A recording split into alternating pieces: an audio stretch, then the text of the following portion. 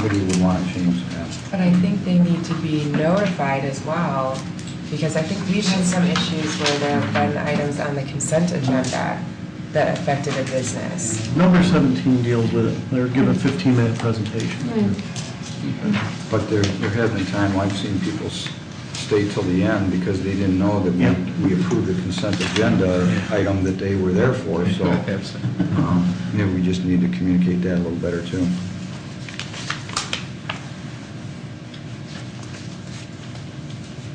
But I think we should do it the way we've been doing it with petitioners. Question, when the consent agenda items come up, would you like to see me read what they are for the public? Or is it appropriate the way we do it, where we just ask for an item to be pulled out if we'd like to discuss it? That's appropriate that way? Okay. Mayor, maybe you could just offer a statement that, you know, if all of these items will be approved, that are items J, you know, whatever, if not pulled from, I mean, just a simple statement like that, not going into the detail of all of those, but perhaps you might just mention that this is the impact, that they're all approved unless they're pulled.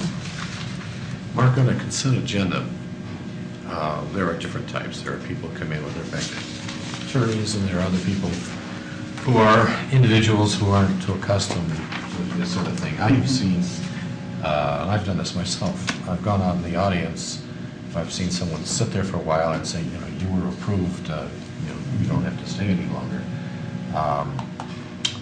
You know, obviously there's not that much business going on right now, but when there was a lot going on, you did have people lingering that needed to do that. I don't know if you've done that yourself. Yeah, well, I have, definitely. And sometimes there's people in the audience, but sometimes you don't know those petitioners. You just don't know. They're sitting there and you're not sure why they're there. Usually you know if it's a business, something that needs to be approved for something. I have seen petitioners who at the end of the meeting, they don't even know their item's been approved. Right, I've seen that. Yeah, sorry. If I could, maybe we could make an announcement after we've approved the consent agenda that anybody that was here on consent agenda items, they've all been approved. Just a statement of, you know, general statement that all consent agenda, if you're here for a consent agenda item, they've all been approved and you don't need to stay if you don't want to. So, some small comment like that. I think we have to make it clear that during that initial public comment section, that's when people should be bringing up consent agenda items at that point, so they know when they can speak. Because once we get to the consent agenda items, if we're following our protocol, we're not really allowing comments anyway. Councilman Henderson? Are we discussing anything other than specifically the public comment about this, since we're making changes? I think we should open it up for I had other. some other things I wanted to say. I had just a suggestion or a request on item number 6, page 2. And it really stems from, you know, Friday afternoon is one of my busiest days of the week, trying to wrap everything up from the week. And it seems like in the afternoon I get that, the agenda packet. I would like to be able to shoot off a note to city management, city attorney, or whatever, to, you know, maybe question some things so that I have the ability to get information back and then utilize the weekend to study things that need to be studied. And it would be really helpful if we could get the agenda on Thursday so that I could have, you know, Thursday to kind of rip through it. And I know it can be kind of inconvenient, but at the end of the day, all you're doing is moving, you're shifting everything back one day. But again, it allows me the time to be able to generate a couple of questions on some items, get the response back, and then use the weekend to really make an intelligent decision on certain things, rather than try to bust through it on Monday. And some of the responses, frankly, we don't get until 3, 4, 5 o'clock on Monday. Well, you know, some of those responses are waiting just to see, you know, how many have come in so you can package them. Right. As well. But it just makes it a very cumbersome thing. Monday afternoon, if I don't happen to be near the computer, I can't pick some of that stuff up on the phone. So now I have to. It's a kind of a mad dash to read things and then get here and make an intelligent decision. Over time, those Friday deadlines have been Wednesday, Thursday, Friday, and it's tough, and it's getting to be. It seems like there are always things at the last minute that come in on Friday, especially when you're trying to accommodate business folks. And they just brought all of their things in at the last minute, and you really want to make them happy. There's a lot of other things that go one way and another, and it finally comes to a conclusion. It is very difficult. Let's say that up front. It's very difficult to get that out on Friday early or even Thursday afternoon or something like that, because there are so many other possibilities that just come up at the last minute. This isn't a complaint, by the way. I mean, you guys do a tremendous job getting information to us, but just it would be a lot less exhausting to try to get it done a little bit I was faster. looking for something in here where it says that people should bring items to the clerk's office by Wednesday. It's actually. It's in there, 6A. Okay. 6A, midway, yeah. Wednesday. The city clerk by noon on Wednesday preceding the Monday. So every item of business to come before the council shall be filed with the city clerk by noon on Wednesday preceding the Monday. Could we make that Tuesday? Mayor, I think you can't do this to the staff. I mean, we've cut this staff here so bad to begin with, and I think they do the best that they can to get this agenda out as quickly as they can. And if you start setting these deadlines back, they're not going to be able to get this stuff out. Having been part of this process internally, I think it's another thing that you have to leave up to the discretion of the city manager and not micromanage when he gets that out because of the staffing issues that there are today. I think if you start moving those deadlines back when people have to get things in on Tuesday instead of Wednesday, that we're not going to have an agenda. Well, I think it would just ultimately all change and shift one day. You have to be part of the internal to understand what goes on. I'm going to give you one example. Let's say, a very recent example. We're hiring a recruiter, and we want to put this on a fast track. If we take this back and hold solid to a Wednesday or something like that, if we don't make it, if that person doesn't make it, then postpones that 2.5 weeks before you can look at it again. And that, if it took another 24 hours where you could get it on the agenda, that to make it happen instead of a 2.5 week postponement. And when it comes to, we don't see much of it right now, but when development was really going great guns here, there were developers that absolutely had to get in here, and they were bringing things in last minute to get it on for that council meeting, because they couldn't wait that 2 weeks. They'd lose financing, they'd lose construction time, something along those lines. So it's a toughie. You can say you'll be very, very disciplined, but we want to be business friendly. This is a perfectly opposite situation. Councilman Henderson.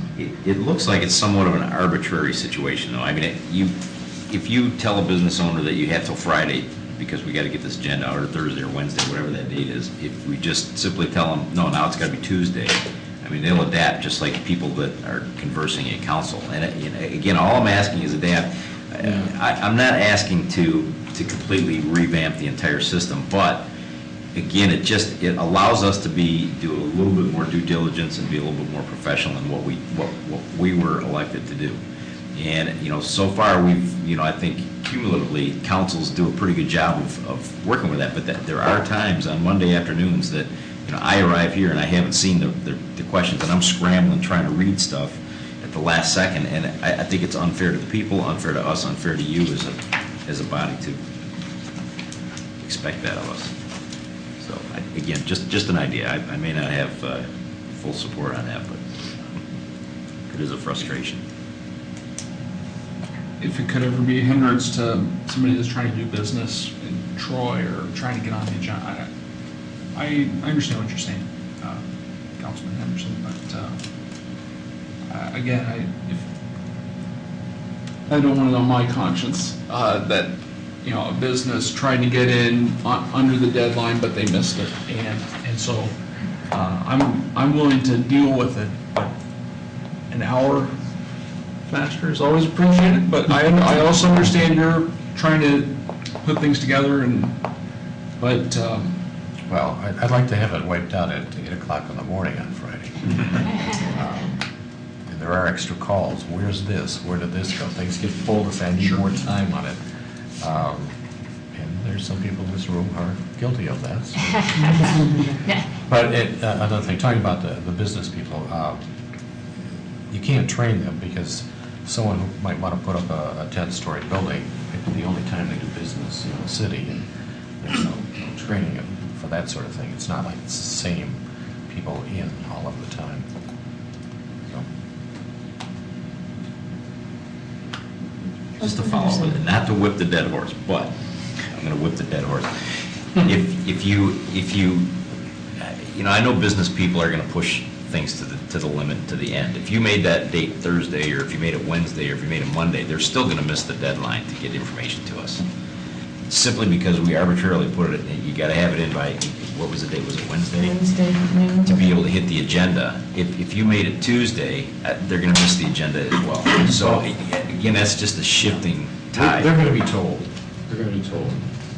And then there's some are going to fall through the cracks, and it'll be 3 o'clock. But just to let you know, you can't make it perfect. Right. And we do like it early. We strive to make it early. And And as one of the worst offenders in getting, especially because I've had so much that I've been putting on the agendas, I just can't get it done. And especially if you have a back-to-back meeting, Monday night we get direction, and then we couldn't possibly get it done by Tuesday at noon. When it's a back-to-back meeting, it just couldn't happen. So there are those considerations, and again, I appreciate you wanting to get it a little earlier. The example of the search firms, I was looking for information about the advertising. I didn't get it until Thursday evening after business hours. I couldn't finish the item until I had that information. no, I'm sorry. Councilman Fleming. Going back to the language here, a printed agenda for each regularly scheduled meeting shall be produced at least 48 hours in advance of the meeting. 48 hours is actually Saturday at 7:30. So we're getting it Friday afternoon, which is 64 hours plus. So if we're going to change something, it would simply be changing that 48 hours, but they are really, by this rules of procedure, staff has until Saturday at 7:30 to meet the 48-hour deadline. Now, you don't do that, but, so they're meeting in a day in advance, unless we change this. Madam Mayor, how long has it been since you have not had 3 meetings a month or more? Budget time probably was the last. No, I Couple don't. months. Wasn't that the norm a couple of years ago? Yeah. Yeah, we were having we had 3. So that's when you have your back-to-backs, okay. Or holidays. Okay.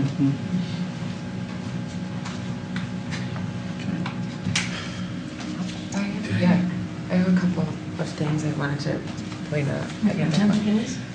While we're actually on 2 things.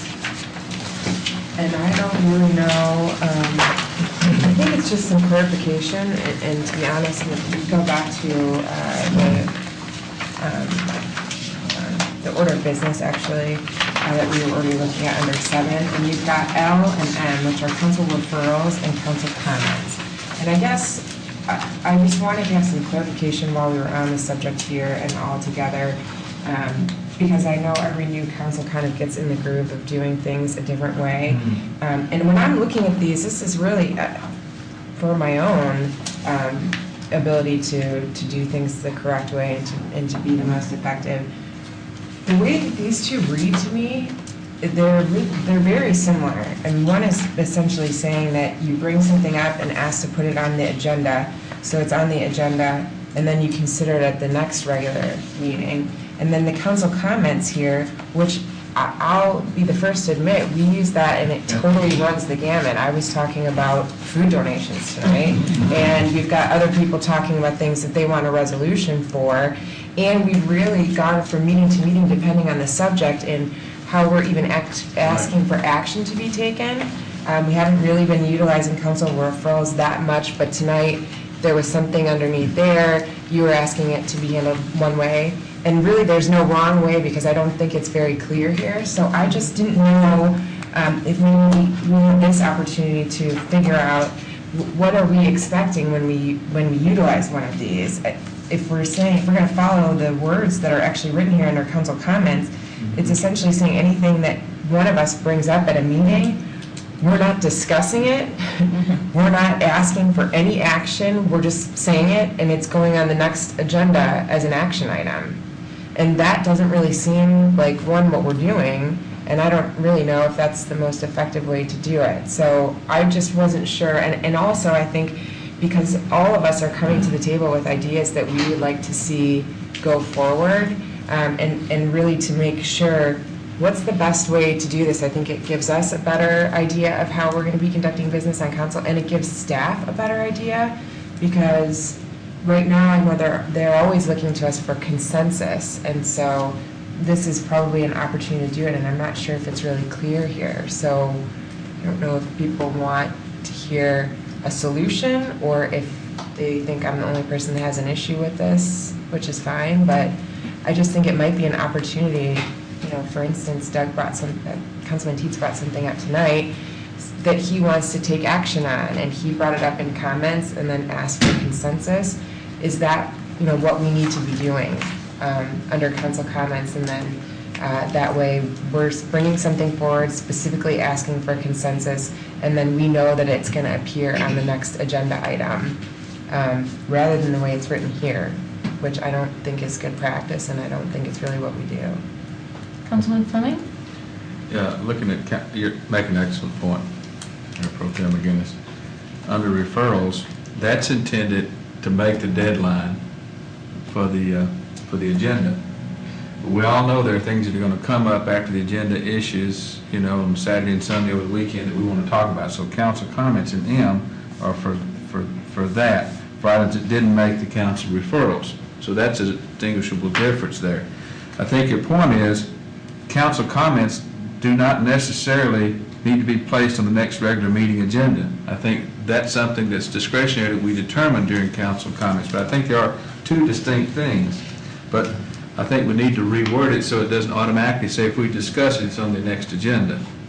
I think that's the clarification you're looking for, right? I think so, and that makes sense. Council referrals, if you have it in by Wednesday, and maybe it just so I can feel Yes. comfortable that we're all having the conversation together, so we know how to put something on the agenda, and none of us are caught by surprise. Council referrals, to me, even the way it's written, if you get it to city staff by Wednesday, it's going to be whatever you have written out, whether it's I want to float this idea back with some resolution, or I want a memo that's got a bunch of stuff on there and asking for everyone to look into it and give feedback.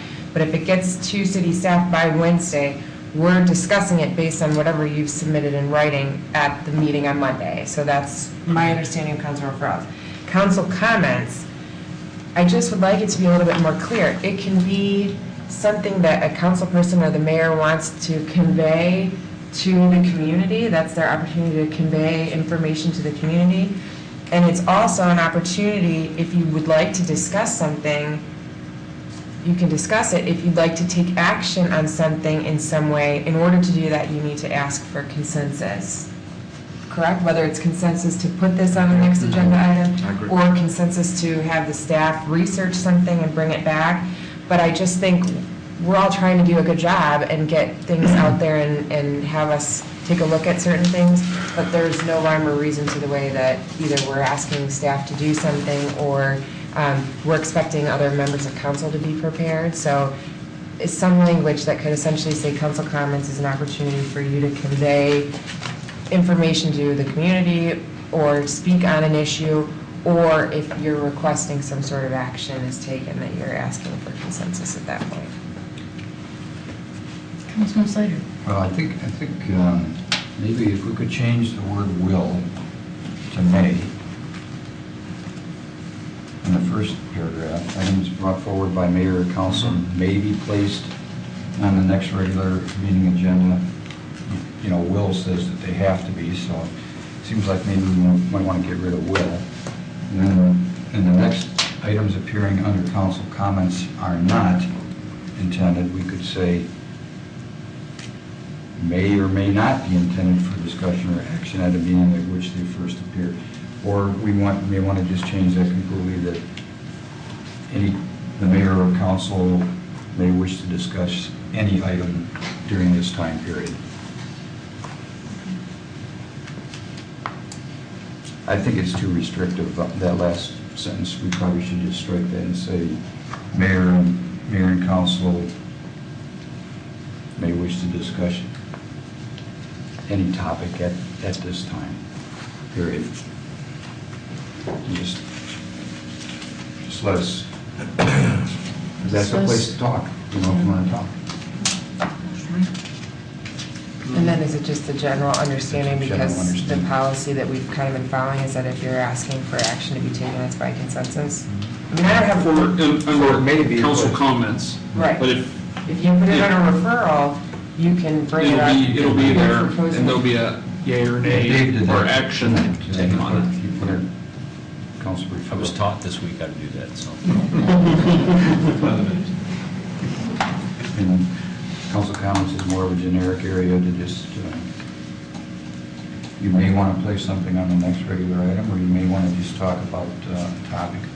Well, and that would, I think, encourage us more, because I think because of the loose form that we've had for council comments, that you would just see, oh, we brought this up at one point at council comments and action was taken. I think that this will maybe encourage us to use the council referral format a little bit more. And I know time constraints, maybe this is a good reason we're not moving things to Tuesday. I know time constraints sometimes prohibit that, but I think all of us will be better prepared to discuss an item and move forward on it if I see it's going to be on the agenda like I did, instead of being blindsided that you wanted to talk about the distracted driving ordinance, I saw it was on there, so I went back and looked at, in my case, the stuff that I had from the last meeting, and I felt like we could at least have a better discussion, instead of just bringing it up in council comments, and since we didn't have clear direction on how to utilize it, expecting that something's going to happen immediately and then being disappointed or whatever that it's not. So I wanted to make that clarification.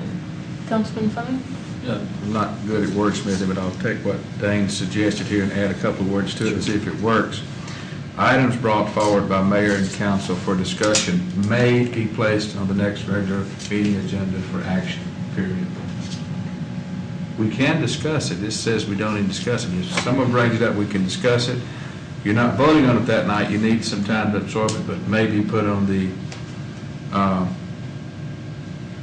next regular meeting agenda for action. Doesn't have to be, but if we bring it up, I think we should be able to discuss it and then determine if we put it on the agenda. Just a thought. If that helps. I like it. So conceptually, we're talking about council comments would be maybe floating an idea out to get consensus, but council referrals would be actually, here, we want to put something on the table to talk about and vote on. That's So basically- my understanding of the Well, not necessarily. You may or may not vote on it. You may not get it. You may not, consensus. you may not get the consent. But it could be voted on that night. Councilman Council Slater? comments won't be voted on. Are you suggesting that we take that second line item out? Items appearing under council comments are not intended for discussion or action at the meeting at which they first appear? Well, Councilman Fleming suggested just striking that rather than put a generic sentence that mayor and council can discuss any item they wish, but we could just take that out. That's fine. You can take out the second sentence. Just take the second Take it out sentence. entirely.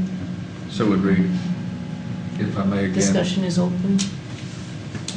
Items brought forward by mayor and council for discussion may be placed on the next regular meeting agenda for action. Period. Is that okay legally? Is that legal? I don't Yeah, know. I'm sure that we can Work it wordsmith some of this. I'm Okay. sure that Ms. Bittner and You're Mr. better than Culpepper that. and I can kind of work on doing this. And if I just may give a little of the historical perspective, one of the reasons why this is here is that there were things that were brought up, and then there was just no opportunity for staff to provide their information. And so by doing it this way, it allows for staff to have the opportunity to present whatever information that staff would have. But at the same time, that's a lot of work for staff to go through if there's not a consensus of council to do the extra work. So that's why it's here, and that's, hopefully, that's how it will, it sounds like that's how you want it to continue, Right. and so we'll wordsmith that and bring it back to you. I have one more thing. Mayor Pro Tem Everyone McGinnis? wants to kill me. I'm sorry. Okay. Because we're talking about the rules of procedure, normally we talk about this after a new year starts in November and we approve it. I did bring this up at one point in a council meeting so far. It was in the newspaper. I just want to point out to everyone that Troy City Council was to explore a code of ethics for appointees. And because we're talking about rules of procedures at this point, I know it's the end of the night, and I know there wasn't a full, everybody was on board when we kind of were going through this at different points in discussion, but we did say that it was potentially going to be addressed, and it was covered in the newspaper, and we have had people that have been asking us about it. I did some research, and I know that there are a lot of communities out there that have a code of ethics that pertains not only to their elected officials, they've got one for their staff, which we're not trying to get involved with, obviously, at this point, but they also have one for appointees as well. And at this point, to try to go through and create a whole system of a board of ethics and someone to monitor, I'm not trying to turn things upside down at this point. But I did take some time to look at the one that we utilize for council members that we had spent some time working on, and I did pick Lori's brain for some ideas of ways to just tweak what we already have, which I don't think is overly intrusive, and make it something that would apply to the people that we appoint to our boards and committees. So I don't know how you want to handle this at this point. I don't want to do what I dislike so much, which is drop something on somebody at the last minute and ask them to figure it all out and come to an agreement. But because we're having the discussion right now about possibly amending it, I wanted to see what the perspective was at this point. And if people still think it's not necessary, that's fine, then I don't have the support to go forward. But if it's something that I think the rest of the council or some members of council want to revisit, I think that this is probably the right time to do it.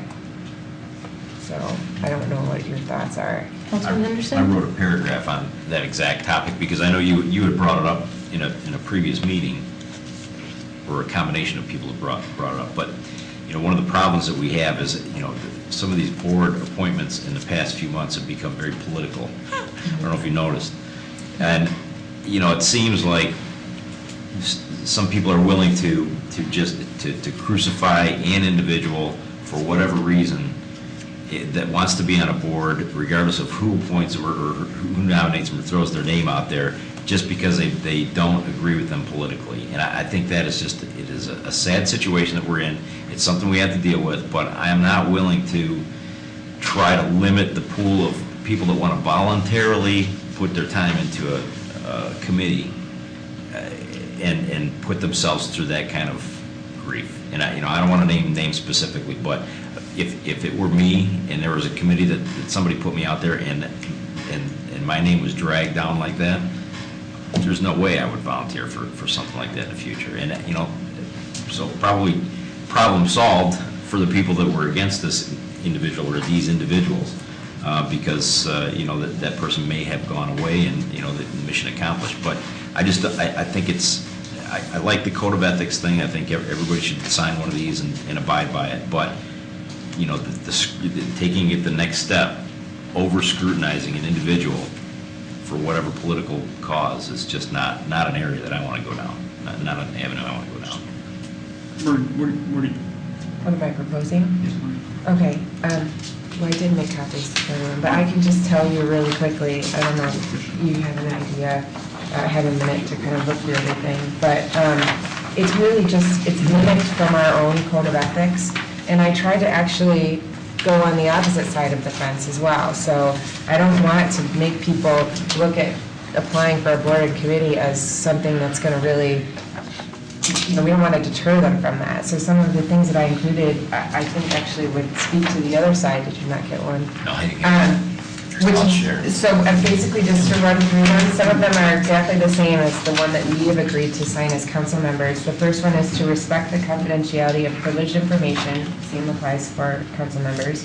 The second was to recognize that an individual board or committee member has no authority to act or speak on behalf of the Troy City Council or the City of Troy, which is very similar to what we take to heart as council members. To work with other appointees to further the board or committee goals. To encourage the free expression of opinion by all board and committee members. To communicate to City Council and staff as to issues of concern or requiring study or action. Render all decisions based on the available facts and independent judgments rather than succumbing to the influence of individuals or special interest groups, which is the same as the one that council agrees to. Make every effort to attend all meetings, same as council. Become informed concerning the issues to be considered at each meeting, which is the same as council. Avoid conflicts of interest or the appearance thereof, and refrain from using this position for personal benefit nor for the benefit of family members or business associates, which is the same as council. So is there anything different? Yeah, there are a couple of minor differences. Really, in number 2, obviously, we've added that you can't speak on behalf of Troy City Council or the City of Troy, whereas we can as council members. Work with other appointees rather than council members, that's the change. We took out delegate authority for running of the city to manager and staff because that's not applicable. And then we changed this communication piece, communicate to city council and staff as to issues of concern or requiring study or action rather than what we follow, which is seek systematic communications between council staff and all elements of the community, and everything else is the same. Councilman Snyder? I completely support something like this. I really can't understand why if somebody read this, they could say, well, I don't want to be on a board because I'm being scrutinized. I can understand you looking at it that way because of some of the things that have happened in the past 6 to 8 months, but I think all that did was make us aware that perhaps we should have some sort of a code of ethics, not to target anybody or do anything, but, you know, when I read these, if you can't agree to have this ethics and be on one of our boards, then I don't think you should be on one of our boards. So I really think this is a good idea. I think we do need a mechanism in place as a council that if somebody doesn't make any meetings or does something that we feel as a collective body they shouldn't be on a board, I think we need a way to remove that person from that board. And I think this is, I can't imagine that anybody would be appalled at signing something like this. I don't look at it that way at all, not at all. Councilman Henderson? Yeah, my point is not, I like this. I think this is a great tool, and to your point, if, you know, somebody steps completely out of line, yeah, there should be a mechanism to remove them. But, you know, maybe a case could be made for one situation in the past few months that, you know, that something like that might have been in order, we may have made an action. But there was also some feedback on another one, even before we were able to vote for this individual to be on a committee, that, you know, they weren't following this code of ethics. And the he said, she said stuff is going to be very difficult for us to prove, you know, and you know, outside of a blatant disregard for something on this, you know, may be difficult for us to do anything with this. Well, I guess where I was going is the next step, and that's what I mentioned earlier. You know, I think we've talked about, you know, interviewing individuals and that kind of thing for committees, and I'm not sure I want to go that direction. This is a good step, probably necessary, but you know, anything further than that, it's going to be tough for us to handle. Well, I'm not saying, I think this is a great idea. So you'd be satisfied with this? I'd be satisfied with it. Councilman Fleming? To clarify the second point, it reads, recognize that an individual board or committee member has no authority to act or speak on behalf of the Troy City Council or the City of Troy. Should we say recognize that an individual board or committee member has no authority to speak on behalf of their respective board or committee. Because really, and I'm just asking for clarification, because it's pretty obvious they can't speak on behalf of the Troy City Council because they're not a member of the Troy City Council. But if they're an individual board or committee member, can they speak? They have no authority to act or speak as an individual, whether it be on the planning, zoning, whatever. Does that make sense? I'm just wondering if that's not more clear. Maybe our city attorney has exceptions. Well, and again, Mayor Pro Tem McGinnis did a fabulous job at amending this, I think. I think you really do want to have it stated that you can't speak on behalf of the city of Troy, because, yes, it's probably clear. Now, that's not to say that you can't add, on behalf of the committee that they're on, you could add that language if you felt that that was important, but I think it is important that nobody be surpassing your responsibilities and speaking on behalf of you as the elected body, and certainly for the city. But would you suggest adding not only that, but they can't speak on behalf of their board or committee? Where do you draw the line? Because can the chairman of the planning commission speak to prospective business on behalf of the planning commission? No, it has to be the whole body. So I'd be okay if you want to. I mean, what do you think? Did you say that? Okay. Excuse me? Councilman Teets? Question was, there is procedure for removal of appointees? Yeah. There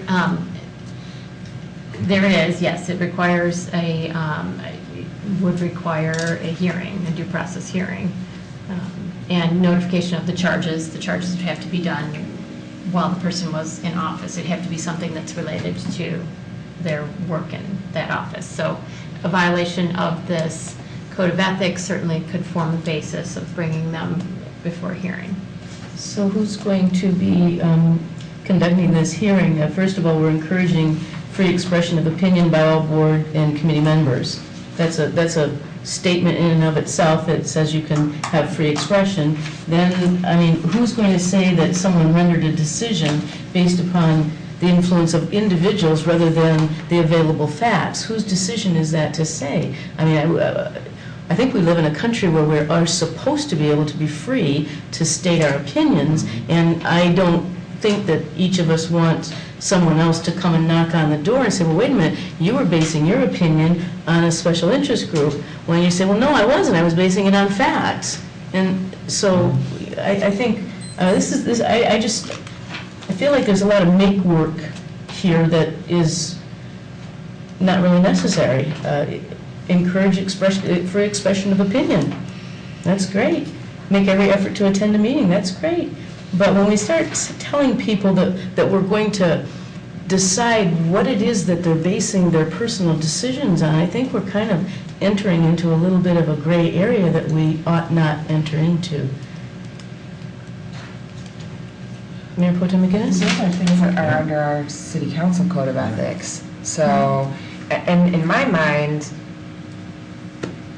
when I'm appointing someone, I would like to feel comfortable that they're willing to kind of take on the same responsibilities that I am in terms of, what kind of work ethic they're going to have on their committee. But I think, the penalty portion that we're asking about, the hearing, that's already in place. We've had the opportunity to do that. So when something has gone awry in some people's eyes on certain appointees or whatever that has happened, or even council members over the time I've been on council, we've always had the ability to say that behavior was out of line in my opinion, and I'm coming to the rest of the council to see if they support me, and we'll have a hearing on it. But the problem that we've had is that it's just a lot of infighting and personal opinion about anything, whether it's important to attend meetings or anything like that. This isn't going to be an automatic that if you don't do one of these things, you're going to go to a public hearing. It's still going to rise to the level of, if there's something that's happened that a council person thinks is important enough that we need to deal with as a council, they still have to come to the council and ask them to address it. And that's the way that it's always been. So that component is not changing. I'm not trying to recreate a whole, separate form of government that a lot of communities have, where they have a board of ethics to deal with all of these things, and they've got pages and pages and pages of guidelines for how that's going to be done. I don't want to do that. My thought process really behind this is much like ours. It's the appearance that we're giving the community, that I've signed my name to this, and I've looked over these things. I think they're fair, and I think that they're things that I should be expected to do, and I'm going to put my name on it and revisit it every year as something that I've agreed to do. We don't have anything like that for the appointees, so I think part of it really is not to create more work and to really get me thinking, well, I saw that they voted this way, and I'm not really sure if they did all this. I think it really is something that we've struggled with the public, is the image and the appearance of what we're trying to do, and not having something in place for our appointees to look at, accept, and agree to stand by to the best of their ability, I think creates a problem for us as a council and as a community, and kind of undermines some of the work that the boards and the committees do. So that was really more my goal than trying to micromanage and try to go after people. I'm hoping that doing something like this will kind of negate some of the problems that we've had, that I think a lot of times are as a result of people's appearance of what's happening, so. Mayor? Councilman Henderson? I'm going to talk about the gorilla in the room because it's important to this conversation. And that is, by one, item number 4, encourage the free expression of opinion by all board and committee members. Okay, if we look at the one incident that we all know is out there, and we say, okay, we're encouraging free expression and opinion, yet a council or a committee member comes in and expresses his opinion freely against city management or name a department, and then there's public outcry. I know why that was put in there, and I know why we would want to have something in there, but are we really encouraging the free expression of opinion by all board and committee members? And I don't know, I just see that the reason we put that in there is because of that specific incident. And if you want me to... I took it right out of the one that we have. Right, but I guess if we encourage that, if we encourage free expression, and then yet we don't allow somebody to come and express themselves freely, that can become a big problem politically.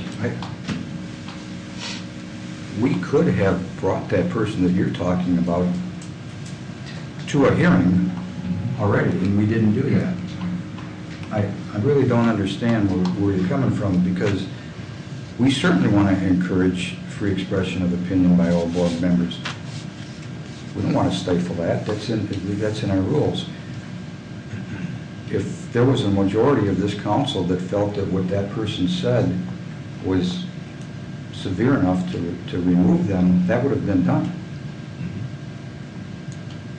And it wasn't done. So I think you're allowed to express your free expression as long as you don't cross that line. And the consensus on this council here was that that person didn't cross the line. Well, then we don't encourage the free expression of opinion. We encourage the free expression of opinion if you don't cross some arbitrary line, is what you're saying. This is just, it keeps growing. This is how government grows and grows. Well, this is just going off on a severe tangent here. I think the intent was really good, and I think it needs to be done. Councilman Teets? Yeah. I don't think it, essentially, someone could sign this. I mean, nothing else changes but someone's signature on this piece of paper. And if someday some group somehow, a group of city council members decides they want to persecute people for being left-handed, and they're on the planning commission or on this commission, then they could go through the hearing process and do whatever. I mean, it doesn't change anything. And if this is going to help the community feel more comfortable with the process and don't feel like they're being hung out to dry, then I don't see anything wrong with this. Because frankly, where there's a will, there's a way. If people want to, you know, do whatever, I think there's nothing on here that any of us would disagree with. Not, I mean, there's always someone to accuse someone of not, you know, succumbing to a special interest group, or, you know, you didn't make every effort to attend a meeting. Well, you know what, we're all adults, and if you can't take the heat, get out of the kitchen, you know.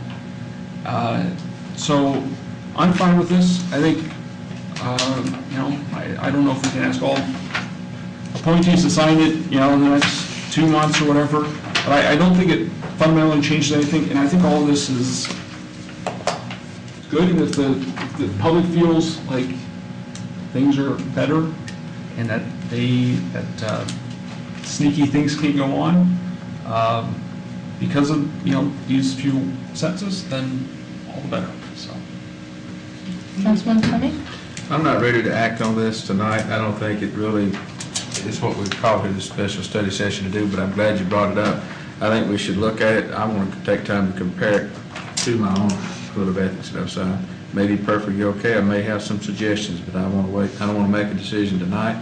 Let's wait until the next meeting to bring it up again. Well, I think the purpose of our meeting tonight was to get something on paper so that we would vote on it later. I think, personally, let's put it in the rules, take a look at it when we have it in 2 weeks. Will it be 2 weeks, Mark? I think we can do Because that. there's some other things I think that are going to be brought up tonight too, and I don't think we want to have another study session regarding our rules. So I'd like to see it incorporated in there, and then we can take a look at it and see if we want to vote for it or not. Mayor Pro Tem McGinnis? And I don't know if it's necessarily incorporated into the rules, but the reason I did bring it up is because number 2, in our current rules of procedure is code of ethics and the policy for when that's reviewed and signed each year. So my reason for bringing it up tonight was that if we decided it's something that we wanted to go forward, even if it's not this exact draft, that it's, you know, it's addressed at the next meeting in a more formal decision, but that it's, if it's something that we would agree to do, that it's placed in here, that we would be reviewing it, you know, the code, or the appointees would be reviewing it in November as each of the council members are. I'm sorry, it's late. Do you have a consensus for that? Attorney Bell? I just wanted to give a little bit of historical perspective as far as why it's in there, encouraging all of the members to be able to express their opinions.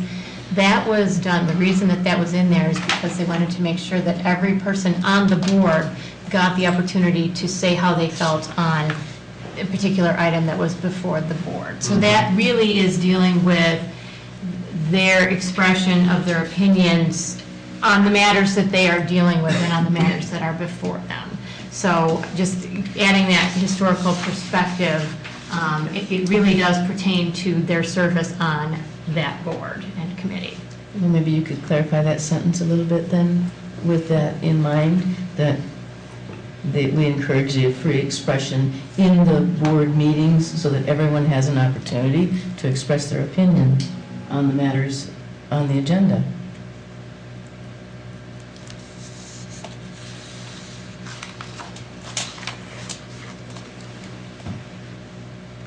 Any other discussion?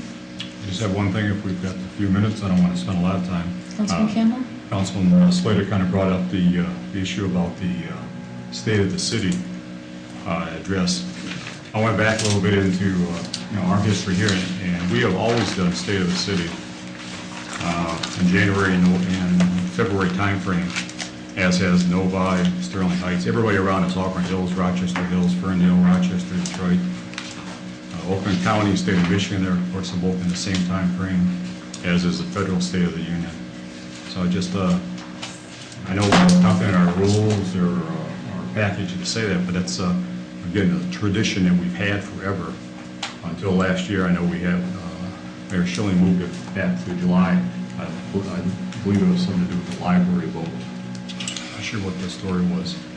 But I'd like to see if there's any, is there any interest in going to develop a time frame when we do this, so that the citizens can understand it's coming, and everybody knows when it's going to be, instead of just moving it around.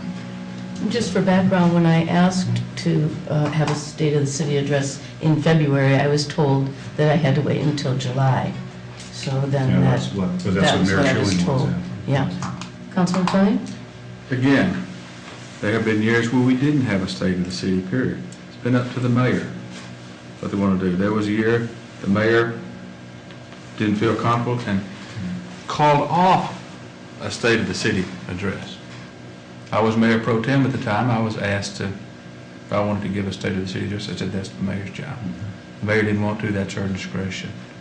She didn't give a state of the city. Then she changed the date. So it's been all over. And I don't know when you had time to research this because it was brought up during the meeting. Well, no, actually, I did this before, so in fact, it was brought up in me, so it totally coincidental, so it has nothing to do. So you had, But you we were already prepared had for that. this. Exactly, I didn't type this up while we were sitting. I didn't think so. So I did go back and I did check, and again, I guess it doesn't really matter to me, but that was a tradition this city's always had. And I'm not saying it's good or bad or different, but that is the tradition, so for people to sit there and say that it's not been a tradition, it's not true. I think you should have, if I may, you can have a state of the city when there's a need to have a state of the city. If the mayor determines there's a need to have a state of the city, then that's fine. We have it. There may not be anything we need to talk about, so you wouldn't have a state of the city. But if you feel there's something that needs to be communicated, people either come to the meeting or not, whatever. But I don't think there's anything magic about the month that you have. Because there have been years where we didn't have it at all. The only magic is the fact that everybody around us, we always like to get a consensus of what all the cities around us do. All the cities around us do that. The Oakland County does that. The state of Michigan does that.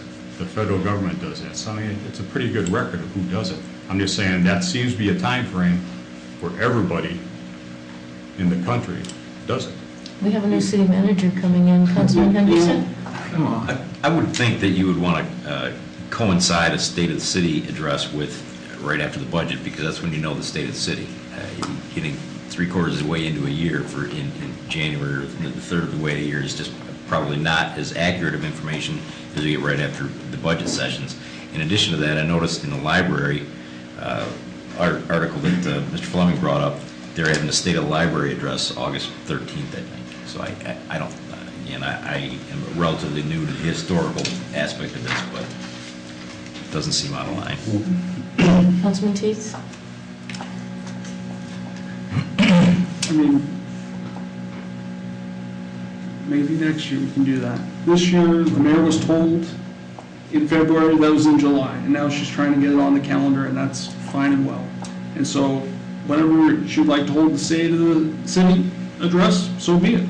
And then next year, we can go back to February, if that is of vital importance to this organization. I am happy to set that as a policy if that's important. I mean, I just, okay, that's where I'm at. If it's important that we have that as a standing rule that has to be done by February 28th, or whatever the days when we have leap year, so be it.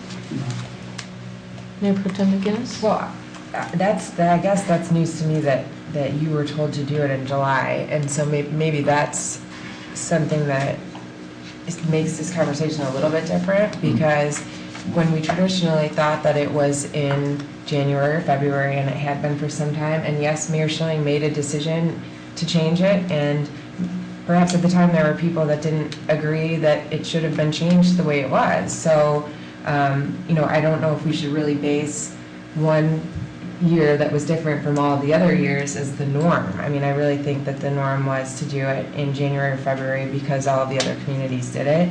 But I think that there should be some sort of determination of when it's going to be, because the rest of us should be aware of it. The State of the City, we're all members of a group that makes the decisions. I know in particular the date that you've picked, I won't be here. So, I just think that if there was something that was outlined for when everyone could expect it, we've had the Chamber of Commerce participate with it before, different groups that have been involved in the events that surround the State of the City, and this date kind of came out of the blue, I think, for some people on the news, and that just doesn't really help us being able to stand as a group and present the state of the city to anyone that's asking. So whether it's this year or not, if you were given some different information that it had to be in July and the rest of us just didn't know, I think going forward, we should probably pick a time to do that.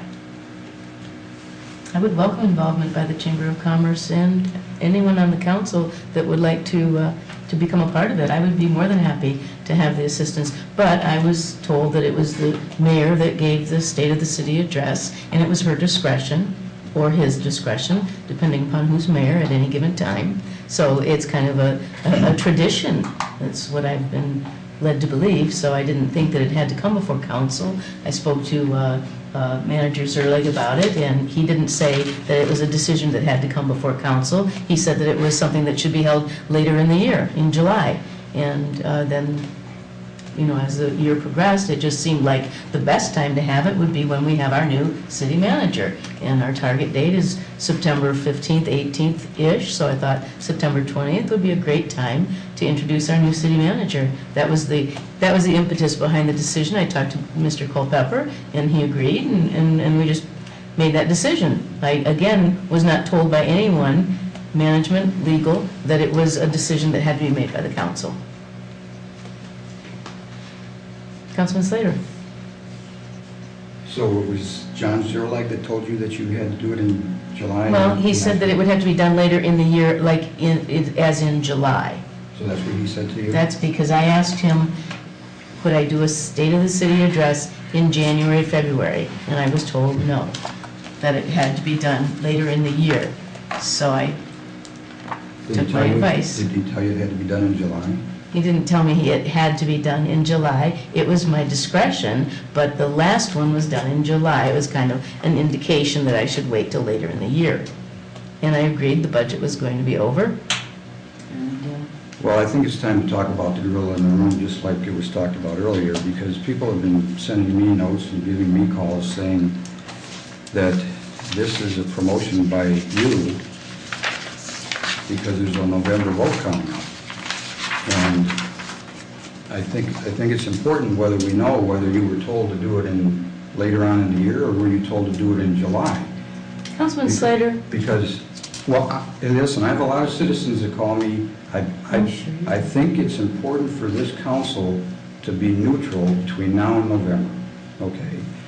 And I don't think anybody should be using their position on this council between now and November to promote themselves or their agenda or anything. Councilman Slater, I don't think you've been neutral even these past 6 months. If I could just finish. You have never been neutral towards me, and I'm...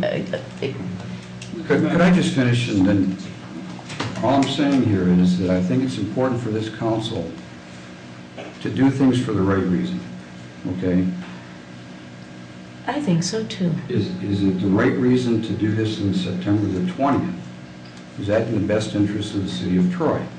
It's very unusual for somebody that becomes mayor to ask to do a State of the City within their first year. Even in February, that would have been unusual. I think it would be good if you spent a year doing this job and then gave a State of the City in January, February of next year. Thank I you think for your that would be- advice. I appreciate it. And we could make a rule tonight to do that. There's going to be a State of the City address on September 20th. I've talked to Lori, the if we made a mayor, rule interim tonight mayor, that it would be Mr. given on Culpepper. January or February of a given year, that's what would be a rule, is that correct? If it's in your rules of procedure, that would be effective immediately. So you need to have So that could be some done. change. Is there something about the state of the city in the rules procedure? No. Okay, so this is just practice. This is just tradition. Now, she could, That's or I, or you, could have a State of the City by Doug Teeth, city councilman, and rent out a room at the whatever hotel. This is tradition and practice. And moving the date for when the library vote was going to take place, notice we didn't say move it to July because they're on vacation in February. It was related to the library vote. You know, I think that's. I can understand the people- point, Doug, that we need to have something specific so that this doesn't happen, okay? So that the state of the city is done for the right reasons, okay? Mm-hmm. And maybe this is the second time that it's being done for other reasons, okay? So I think it is important, that we do have a specific time period that we give the state of the city.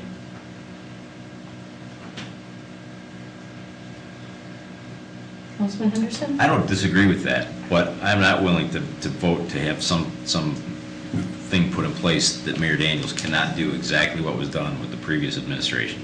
So I am not on board with that at all, but. Well, maybe we could look at doing it for the next time. Certainly for next year, I don't have any issues with that, but I don't think it should be January. I think, as I alluded to before, you don't know the state of the city until you get through the budget sessions. Once we get through the budget sessions, now you've got all the data to support what you're going to be presenting to the people. So her timing, I don't think is horrible right now, just because we have fresh data to work with. So I would be, again, in favor of putting a date certain, but certainly after the budget session. Madam Mayor, I have a question. I don't know the answer, but I'm not sure if the state of the city was really a manufactured event by the Chamber of Commerce originally. It was. Do any of you know? Yes, it was. Okay. Yeah, they sold tickets. They sold tickets, it was, So it's not a long-term, I mean, it's a tradition of a sort, but there's nothing in the code or charter or anything else. no. And I chose to have it a free event at the Troy Community Center because I want the residents of Troy to be able to attend without having to take money out of their pockets to do so. I didn't want it to be a $40 dinner event so that the well-heeled could attend. I want the average citizen in the city of Troy who needs to know what's the state of their city to attend a good, positive event that would highlight the benefits of living and working and playing and shopping and dining in Troy. I have no ulterior motive other than to show that the city is doing very well this year, and we're looking for a very healthy future. Mayor Pro Tem McInnes? Do we have consensus? I think that we can probably agree that we would like to put a date certain or a time period certain in there. I don't know if we can really decide right now if July is better or January or February.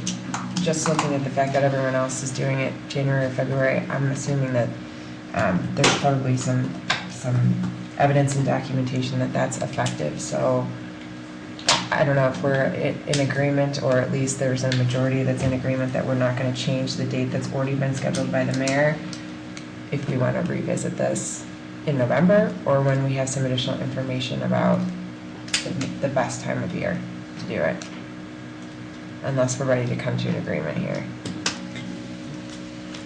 I agree with that. Who knows whether the president does it, in January? That may be the best time. Is it best after the budget session? I don't Some of these know. things are, in Rochester, don't they have a strong mayor form of government? Yes. So it is probably in their charter that they have to do that on certain days. I mean,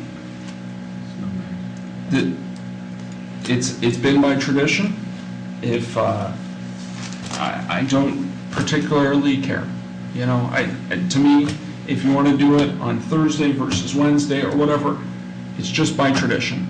And whether you want to attend or not, I don't know what my schedule is either for that date. It's, the mayor's speech. If you want to listen or not, you don't have to either. And so I just say it's ongoing tradition, and one of the, it's one of the only benefits of being mayor, I guess. As far as I can tell. I think we're set with September 20th. This year, if we want to change it, we can change it, but not this one. Okay. Is there any other discussion? That concludes this special study session. Thank you, and you all have a good evening.